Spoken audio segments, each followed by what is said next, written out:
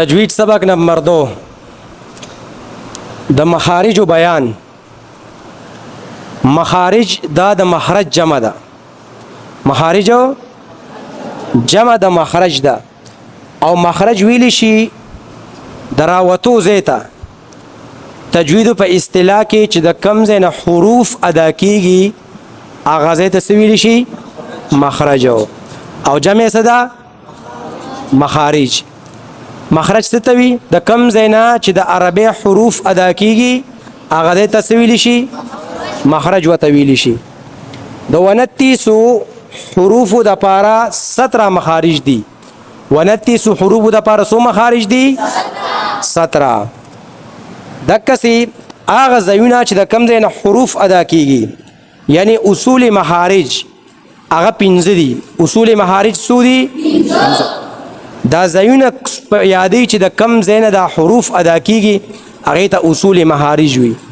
نو پای کې لومبنه ده مو کا خالی حصہ، دا مخامخ د خلی چې کومه خالی حصہ ده دې ته جوف دهن وي. سوی وتا جوف دهن مو کا خالی حصہ.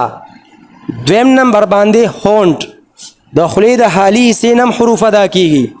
دویم نمبر باندې هونټ د شونډو نه حروف ادا کیږي. را روان سبق کې بتا سو بیا وایي چې د شونډو نه کم حروف ادا کیږي. 3 نمبر حلق، حلق مری ته وي، د مری نه شپږ حروف ادا کیږي. مخارجو کې بیا په تفصیل سره وایي.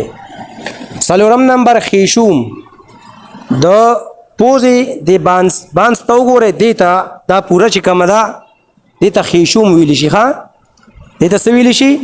خیشوم. غنه ته ادا کیږي چې مونږ وایو غنه کې اواز پوزې ته بوزا دکې ته خیشوم وي. او 5 نمبر زبان، جبا ویږي کنه.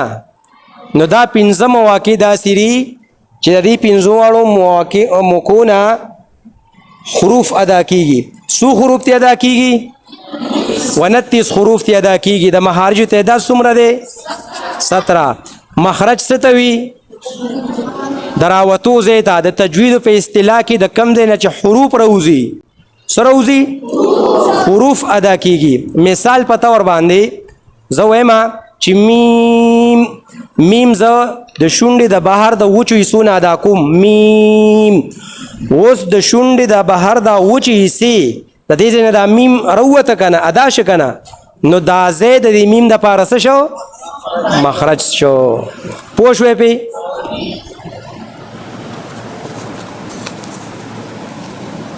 په مخرج پوه شوې او مواقع باندې بنده که.